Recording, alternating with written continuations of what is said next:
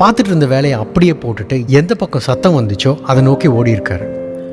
அவர் ஓடி போய் பார்த்தா அங்கே சதுப்பு நிலத்தில் ஒரு பையன் மாட்டிக்கிட்டான். ஆல்மோஸ்ட் இடுப்பு வரைக்கும் அவன் உள்ளே போயிட்டான். அதிலிருந்து வெளியில் வர முடியாமல் போராடிட்டு இருந்திருக்கான்.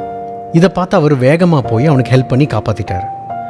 இது நடந்த அடுத்த நாள் ஒரு ஆடம்பரமான கார் ஒன்று அந்த விவசாயி வீட்டு முன்னாடி வந்து நின்று இருக்கு. அதுலேருந்து ஒரு பெரிய பணக்காரர் ஒருத்தர் இறங்கியிருக்கார்.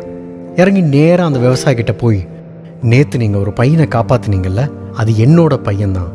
அவனை காப்பாற்றினதுக்கு ரொம்ப ரொம்ப ரொம்ப நன்றி. அதுக்கு ஏதாவது உங்களுக்கு நான் திருப்பி பண்ணணும் அப்படின்னு அவர்கிட்ட சொல்லியிருக்காரு. இதை கேட்ட அந்த விவசாயி, எனக்கு எந்த உதவியும் வேணாம், நான் எந்த உதவியும் எதிர்பார்த்தும் நான் பண்ணலை அப்படின்னு சொல்லிட்டாரு. இந்த நேரம் பார்த்து அந்த விவசாயியோட பையன் வீட்டுக்கு வந்திருக்கான். அவனை பார்த்த அந்த பணக்காரரு, சரி நீங்கள் எந்த பலனும் எதிர்பார்க்காம தான் என் பையனை காப்பாற்றிருக்கீங்க, அதுக்கு பதிலாக நான் உங்கள் பையனை இருக்கிறதுலேயே பெஸ்ட் ஸ்கூலில் படிக்க வைக்கிறேன். அவன் எவ்வளோ படிக்கணும்னு ஆசைப்பட்டாலும் அத்தனைக்கும் நான் உதவி பண்ணுறேன். என் பையனுக்கு ஈக்குவலாக உங்கள் பையனையும் படிக்க வைக்கிறேன் அப்படின்னு வாக்குறுதி கொடுத்துருக்காரு. அந்த விவசாயியோட பையன் லண்டன்லேயே இருக்கிற பெஸ்ட் ஸ்கூலான சென்ட் மேரிஸ் ஹாஸ்பிட்டல் மெடிக்கல் ஸ்கூலில் படித்தான். அதுக்கப்புறம் அவனுடைய ஆராய்ச்சி மூலம் பென்சிலின் அப்படிங்கிற மருந்தை கண்டுபிடிச்சான். அவர் பேரு தான் சர் அலெக்சாண்டர் ஃப்ளெமிங். இதோட கதை முடிஞ்சிருச்சா அப்படின்னு கேட்டிங்கன்னா இல்லை. இதுக்கு அப்புறம் தான் ஒரு இன்ட்ரெஸ்டிங்கான சம்பவம் இருக்குது. அது என்னன்னா, பணக்காரர் ஒருத்தர் ஹெல்ப் பண்ணியிருக்கார்ல, அவரோட பையனுக்கு உடம்பு சரியில்லாமல் போயிருக்கு. நிமோனியாவால் பாதிக்கப்பட்டு அவஸ்தைப்பட்டுட்டு இருக்கும்போது அந்த வியாதியிலேருந்து அவனை காப்பாற்ற உதவிய மருந்து எது தெரியுங்களா? சர் அலெக்சாண்டர் ஃப்ளெமிங் கண்டுபிடிச்ச பென்சிலின் தான். அந்த பணக்காரரோட பேரு லார்ட் ராண்டால்ஃப் சர்ச்சில். அவரோட பையன் பேரு சர் வின்சென்ட் சர்ச்சில். எங்கேயோ கேள்விப்பட்ட பேர் மாதிரி இருக்குல்ல? அவர் யாருன்னா, பிரிட்டிஷ் நாட்டை ஆண்ட பிரதமரில் ரொம்ப முக்கியமானவர்.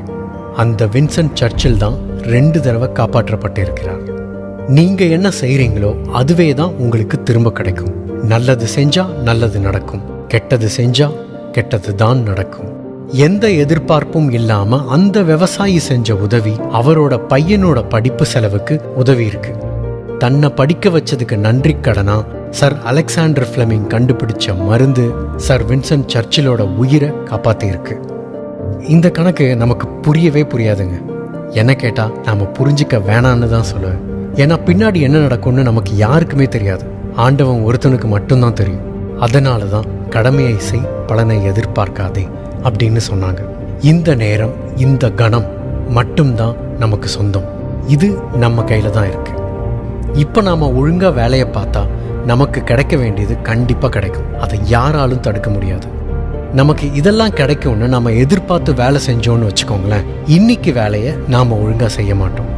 உங்களுக்கு புரிகிற மாதிரி சொல்லணும்னா, 6வது ஓவரில் 3வது பாலில் நான் 6 அடிப்பேன் அப்படின்னு யாராவது உங்ககிட்ட சொன்னால் அவனை நீங்கள் எப்படி பார்ப்பீங்க?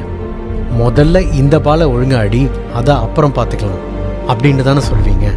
அதே தாங்க, இன்னைக்கு நம்மக்கிட்ட என்ன இருக்கோ அதை நாம் சரியாக செய்வோம். அந்த 6வது ஓவரில் 3வது பாலை அடிக்க நமக்கு சான்ஸ் கிடைச்சா அதையும் பின்னி எடுப்போம். தேங்க்யூ. உன் வாழ்க்கை உன் கையில்.